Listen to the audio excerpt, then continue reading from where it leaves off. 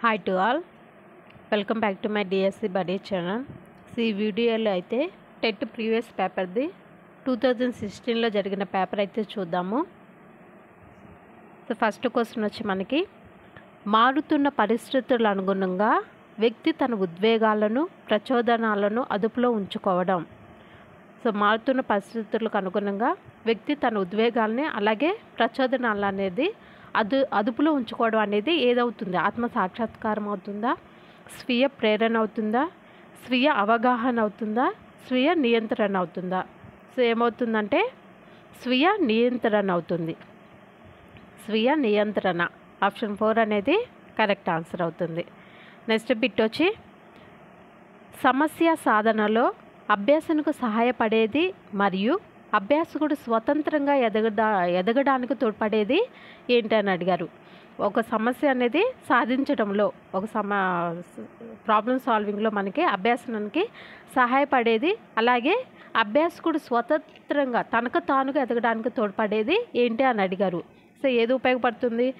బోధన సంభాషణ, స్కఫోల్డింగా, సామీప్య ప్రదేశ వికాసమా, స్వీయ బోధన. సో వీటిలో ఏది ఉపయోగపడుతుంది? ఏదో ఉపయోగపడుతుందో దానికైతే ఆన్సర్ అనేది కామెంట్ చేయండి. నెక్స్ట్ బిట్ వచ్చి, ఈ పద్ధతిలో ఉపాధ్యాయుడు శిశువును సహజ సందర్భాల్లో పరిశీలించి అలాగే ప్రవర్తనను రికార్డు చేసి నిర్వహిస్తాడు. ఈ పద్ధతిలో ఉపాధ్యాయుడు శిశువుని సహజ సందర్భాల్లో, అంటే పిల్లవాడు ఒక పని చేసుకున్నప్పుడు అతనికి తెలియకుండా సహజంగా ఉపాధ్యాయుడు అనేది పరిశీలిస్తూ ఉంటాడు, అలాగే అతని యొక్క ప్రవర్తనను రికార్డ్ చేసి నిర్వహిస్తాడు. సో దేంటో నిర్ధారణ మాపనీన, ఉపాఖ్యాన పద్ధత, వ్యక్తి అధ్యయనమా, ప్రయోగాత్మక పద్ధత. సో దేంటంటే ఉపాఖ్యాన పద్ధతి. ఆప్షన్ 2 అనేది కరెక్ట్ ఆన్సర్. నెక్స్ట్ బిట్ వచ్చి, నవజాత శిశువు బరువు ఈ వయసులో 4 అవుతుంది. నవజాత శిశువు బరువు. నవజాత శిశువు అంటే ఏంటి? నవజాత శిశువు అంటే అప్పుడే పుట్టిన పిల్లవాడిని నవజాత శిశువు అంటాము. సో ఆ నవజాత శిశువు బరువు అనేది ఈ వయసులో 4 అవుతుంది, అంటే పిల్లవాడికి 4 అవుతుంది అన్నారు. ఏ వయసులో అవుతుంది? 1 సంవత్సరానికా, 6 నెలలకా, 2 సంవత్సరాలకా, 3 సంవత్సరాలకా? సో ఎప్పుడంటే పిల్లవాడు పుట్టిన 2 సంవత్సరాలకి 4 అవుతుంది. సో ఆప్షన్ 2 అనేది కరెక్ట్ ఆన్సర్. నెక్స్ట్ బిట్ వచ్చి, చామ్స్కీ ప్రకారం సార్వత్రిక వ్యాకరణం అనగా, సార్వత్రిక వ్యాకరణం అనగా చామ్స్కీ ప్రకారం సార్వత్రిక వ్యాకరణం అనగా ఏంటి అని అన్నారు.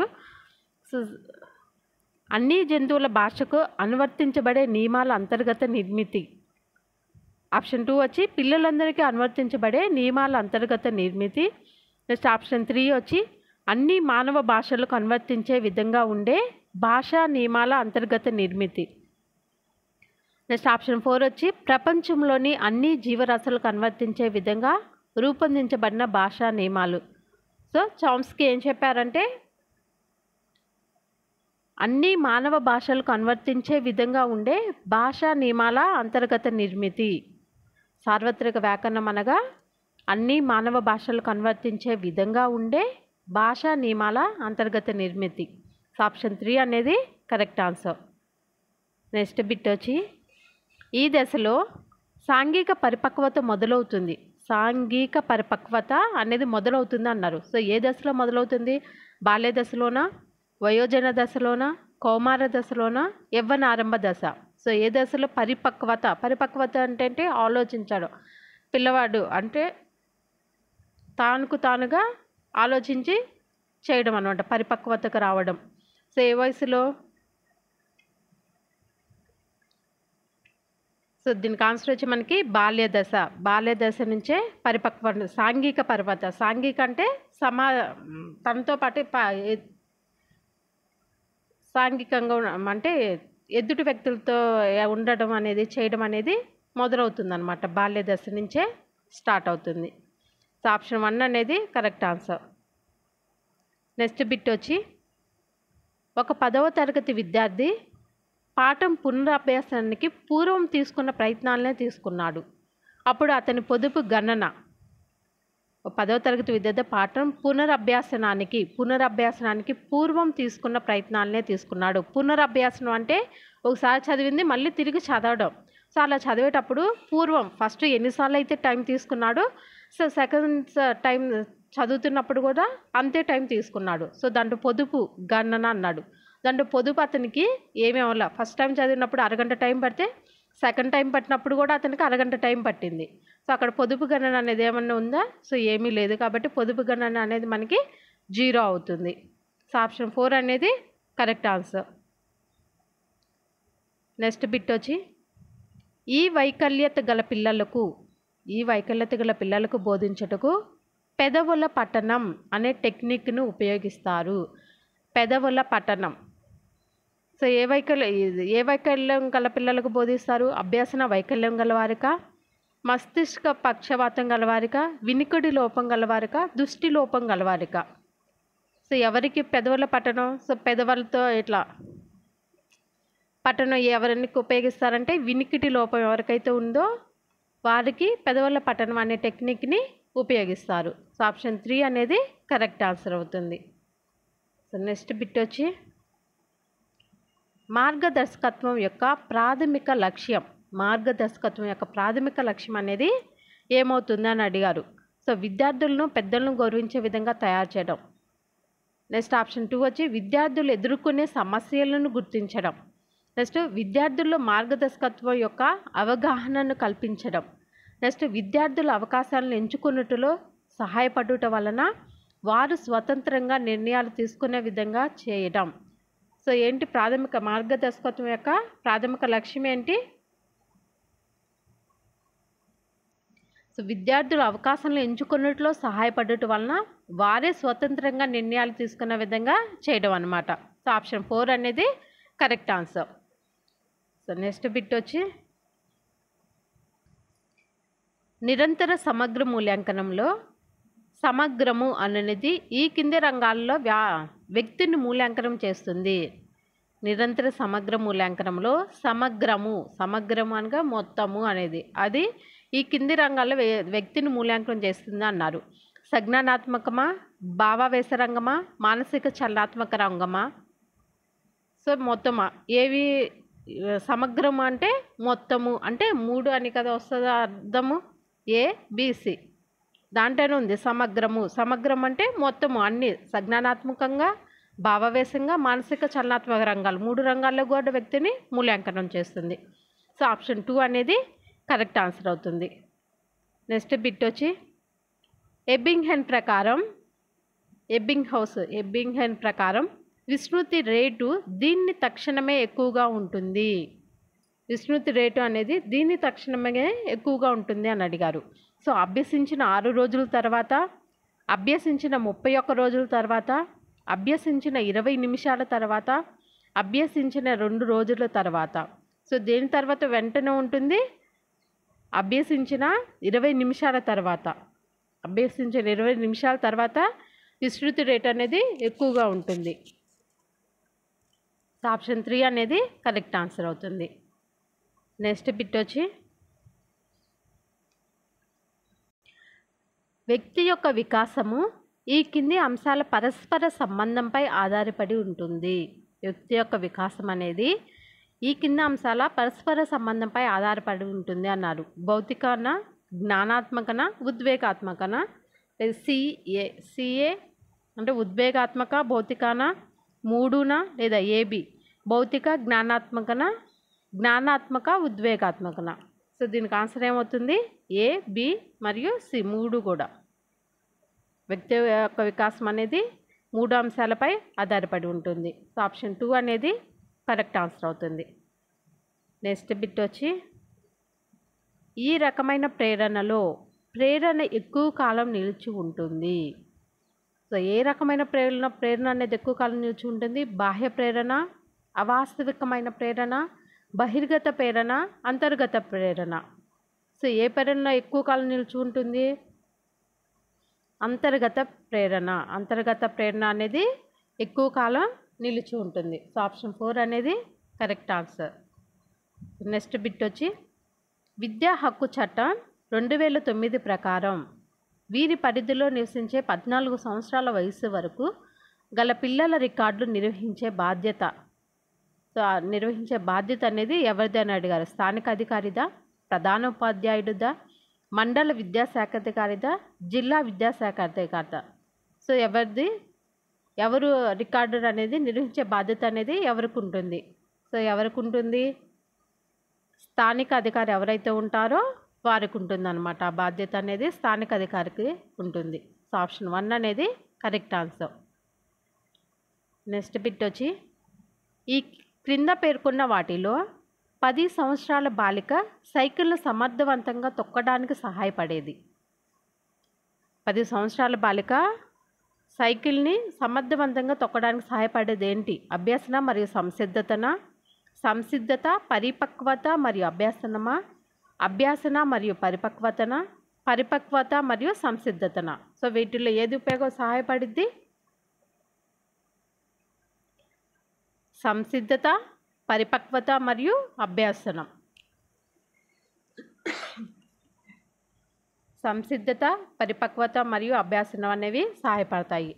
ఆప్షన్ 2 అనేది కరెక్ట్ ఆన్సర్. నెక్స్ట్ బిట్ వచ్చి, వేరువేరు భాషలు మాట్లాడువారు ఒక గ్రామంలో నివసిస్తున్నారు. సహిత విద్యా విధానం ప్రకారం ఆ గ్రామంలో ఇటువంటి ఎలిమెంటరీ పాఠశాలను నెలకొల్పాలి. సో ఎలాంటి పాఠశాలను నెలకొల్పాలి? అందరికీ ఒకే పాఠశాల, లేదా ఎక్కువ మంది మాట్లాడే భాషకు సంబంధించిన పాఠశాలనా, భాషా ప్రయుక్తంగా వేరువేరు పాఠశాలలా, ఒకే పాఠశాలలో ప్రతి భాషకు వేరువేరు విభాగాలు ఉండే విధంగానా? సో అందరికీ ఒకే పాఠశాల అనేది నెలకొల్పాలి. ఆప్షన్ 1 అనేది కరెక్ట్ ఆన్సర్. నెక్స్ట్ బిట్ వచ్చి, డాట్ని విపులీకరించండి అన్నారు. సో డాట్ని విపులీకరించితే ఏమొస్తుంది? డిఫరెన్షియల్ ఎబిలిటీ టెస్ట్ అవుతుందా, డిఫరెన్షియల్ యాప్టిట్యూడ్ టెస్ట్ అవుతుందా, డిఫరెన్షియల్ అచీవ్మెంట్ టెస్ట్ అవుతుందా, డిఫరెన్షియల్ యాప్టిట్యూడ్ టెస్ట్ అవుతుందా? సో డాట్ ఫుల్ ఫామ్ ఏమొస్తుంది? Differential aptitude test. ఆప్షన్ 4 అనేది కరెక్ట్ ఆన్సర్. నెక్స్ట్ బిట్ వచ్చి,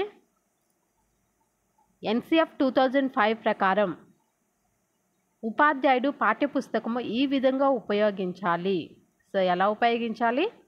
స్థానిక భాషలో రూపొందించిన పాఠ్యపుస్తకం మాత్రమే ఉపయోగించాలా, రాష్ట్ర ప్రభుత్వం ఒక సబ్జెక్టు ప్రచురించిన ఒక పాఠ్యపుస్తకం మాత్రమే ఉపయోగించాలా, ప్రతి సబ్జెక్టుకు ఒక పాఠ్యపుస్తకం ఉపయోగించాలా, ఒకే సబ్జెక్టుకు బహుళ పాఠ్యపుస్తకాలు ఉపయోగించాలా?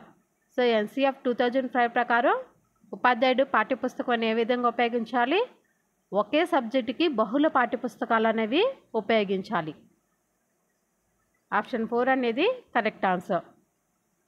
నెక్స్ట్ బిట్ వచ్చి, అసౌకర్యంగా లేదా ఆకలిగా ఉన్నప్పుడు శిశువు ఏడ్చిన ప్రతిసారి తల్లిదండ్రులు స్పందించినచో శిశువు తన అవసరాలు తీర్చుటకు తల్లిదండ్రులు హాజరవుతారని అభ్యసిస్తాడు.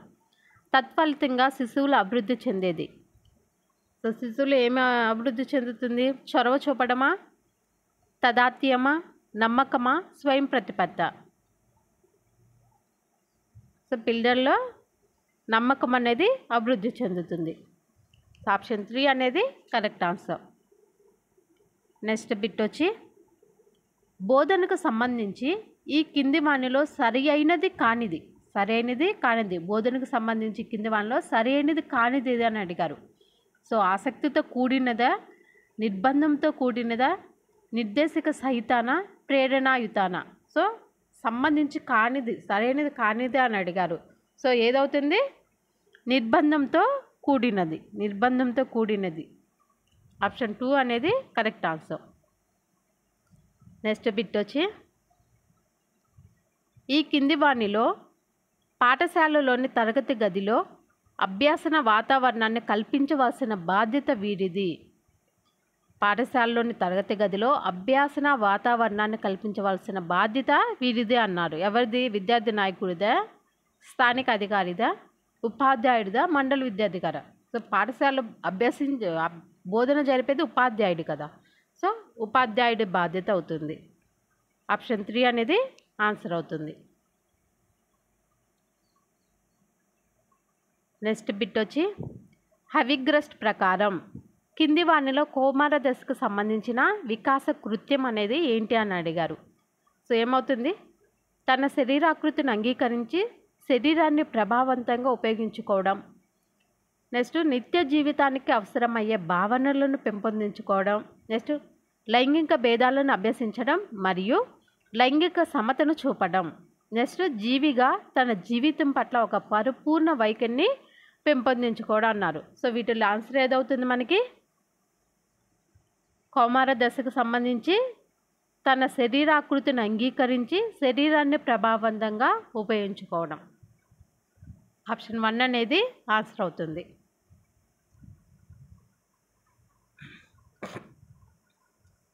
నెక్స్ట్ బిట్ వచ్చి రెండు ఉద్దీపనల మధ్య భేదాన్ని గుర్తించడం. రెండు ఉద్దీపనల మధ్య భేదాన్ని అంటే తేడాన్ని గుర్తించడం అనేది సాధారణీకరణం అవుతుందా, ఉన్నత క్రమ నిబంధన అవుతుందా, విలుప్తీకరణం అవుతుందా, విచక్షణ అవుతుందా? సో ఏదవుతుంది, రెండు ఉద్దీపనల మధ్య భేదాన్ని గుర్తించడం. భేదాన్ని ఏమవుతుంది, అది విచక్షణ అవుతుంది. విచక్షణ ఆప్షన్ 4 అనేది కరెక్ట్ ఆన్సర్ అవుతుంది. నెక్స్ట్ బిట్ వచ్చి పియాజే ప్రకారం ఈ దశలో భాషా వికాసం వేగవంతంగా ఉంటుంది. పియాజే ప్రకారం ఏ దశలో భాషా వికాసం అనేది వేగవంతంగా ఉంటుందని చెప్పారు? ఇంద్రియ ప్రచాలక దశలోనా, పూర్వ ప్రచాలక దశలోనా, మూర్త ప్రచాలక దశలోనా, నిహిత ప్రచాలక దశలో? సో ఎప్పుడు చెప్పారు? పూర్వ ప్రచాలక దశలో భాషా వికాసం అనేది వేగంగా ఉంటుందని చెప్పారు. సో ఆప్షన్ 2 అనేది కరెక్ట్ ఆన్సర్ అవుతుంది. నెక్స్ట్ బిట్ వచ్చి భావ వ్యక్తీకరణలో స్వేచ్ఛ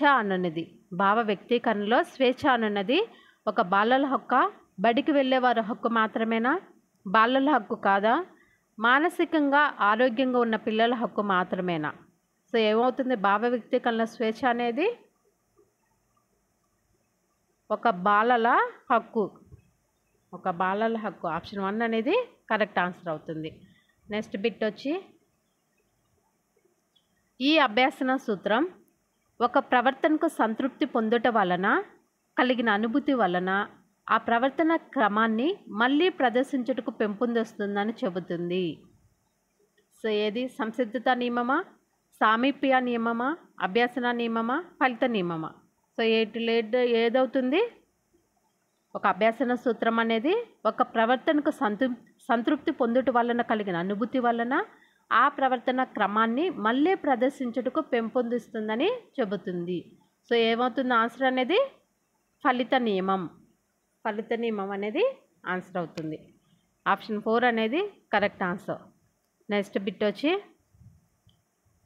పిల్లలలో బొటన వేలు చీకే అలవాటును మాన్పించడానికి బొటన వేలుకు చేదు పదార్థాలను పూయడాన్ని ఏమంటారు?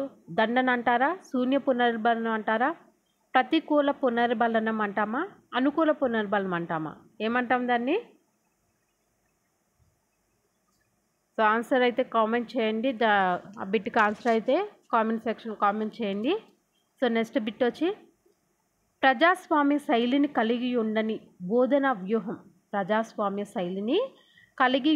బోధనా వ్యూహం ట్యుటోరియల్ వ్యూహమా, మేధోమథన వ్యూహమా, సామూహిక చర్చా వ్యూహమా, ప్రాజెక్ట్ వ్యూహమా? సో ఏంటి వీటిలో? ట్యుటోరియల్ వ్యూహం. ఆప్షన్ 1 అనేది కరెక్ట్ ఆన్సర్ అవుతుంది. సో నెక్స్ట్ బిట్ వచ్చి మనకి ఈ కింది వానిలో వ్యక్తి అంతర్గత భేదాలకు ఒక ఉదాహరణ. వ్యక్తి అంతర్గత భేదాలకి ఒక ఉదాహరణ అన్నారు. సో ఇక్కడ మనకి 2 ఉంటాయి, వ్యక్తి అంతర్గత. సో కన్ఫ్యూజ్ అయ్యే ఛాన్స్ ఉంటుంది. ఇక్కడ బిట్ మనం జాగ్రత్తగా చూసుకోవాలి. వ్యక్తి అంతరిచ్చాడా, వ్యక్తి అంతర్గత ఇచ్చారు. సో ఆప్షన్స్ ఏమి ఇచ్చారు చూడండి. చదువు మరియు ఆటల్లో ఆసక్తి ఉన్నప్పటికీ ఏ ఆటల్లో ఎక్కువగా రాణించేవాడు? ఇక్కడ ఏ ఒక్కడు గురించో చెప్తున్నాడు. చదువు మరియు ఆటల్లో రెండిట్లో ఆసక్తి ఉంది, అయినా ఏ ఆటల్లో ఎక్కువగా రాణించేవాడు అని చెప్పారు. బి తన సమవయస్కులతో ఎప్పుడూ పోట్లాడుతాడు కానీ ఏ నిశ్శబ్దంగా ఉంటాడు. నెక్స్ట్ ఏ మరియు బిలు ఇచ్చిన ఒక సంగీత ప్రదర్శనలో బి చాలా బాగా చేశాడు. నెక్స్ట్ సమాన గంటలు చదివినప్పటికీ ఒక భావనను నేర్చుకునేందుకు బి కన్నా ఏ ఎక్కువ సమయాన్ని తీసుకునేవాడు. సో ఇక్కడ వ్యక్తి అంతర్గత అంటే వ్యక్తిలోనే రెండింటి మధ్య చెప్తాడు అన్నమాట. వ్యక్తి అంతర అంటే ఇద్దరు వ్యక్తుల మధ్య ఒక వ్యక్తిని గురించి చెప్పడం. ఇక్కడ వ్యక్తి అంతర్గత అన్నాడు. వ్యక్తి అంతర్గత అంటే ఒక వ్యక్తిలోనే డిఫరెన్స్ అంటే చదువు ఆటలు రెండు ఉన్నాయి. అయినా చదువులో కన్నా ఆటలు ఎక్కువగా రాణిస్తాడు. అంటే ఒక వ్యక్తిలోనే రెండింటి మధ్య చెప్తున్నాడు. సో వ్యక్తి అంతర్గత అంటే ఒక వ్యక్తి గురించే చెప్పడం. వ్యక్తి అంతర అంటే ఇద్దరు వ్యక్తుల గురించే చెప్పడం. సో దీని ఆన్సర్ ఏమవుతుంది మనకి? ఆప్షన్ 1 అనేది కరెక్ట్ ఆన్సర్ అవుతుంది. నెక్స్ట్ బిట్ వచ్చి మనకి ఒక వ్యక్తి యొక్క మూర్తిమత్వము అతను లేదా ఆమె యొక్క ఈ అంశాల యొక్క ఫలితం. ఒక వ్యక్తి యొక్క మూర్తిమత్వం అనేది అక్కడ అతను లేదా ఆమె ఎవరైనా జెంట్స్ కానీ లేడీ కానీ ఎవరైనా యొక్క ఈ అంశాల యొక్క ఫలితం అని చెప్పారు. సామాజిక వ్యవస్థన, వంశపారంపర్యంగా సంక్రమించినవి మరియు పరిసర పరిస్థితుల, వంశపారంపర్యంగా సంక్రమించినవి, పిల్లల పెంపకపు పద్ధతులు. సో వీటిల్లో ఏది ఆన్సర్ అవుతుంది మనకి?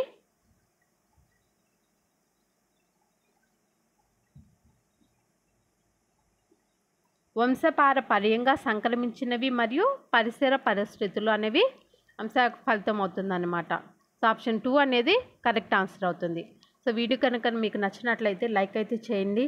ఇలాంటి వీడియోస్ కోసం ఛానల్ అయితే సబ్స్క్రైబ్ చేసుకోండి. Thank you.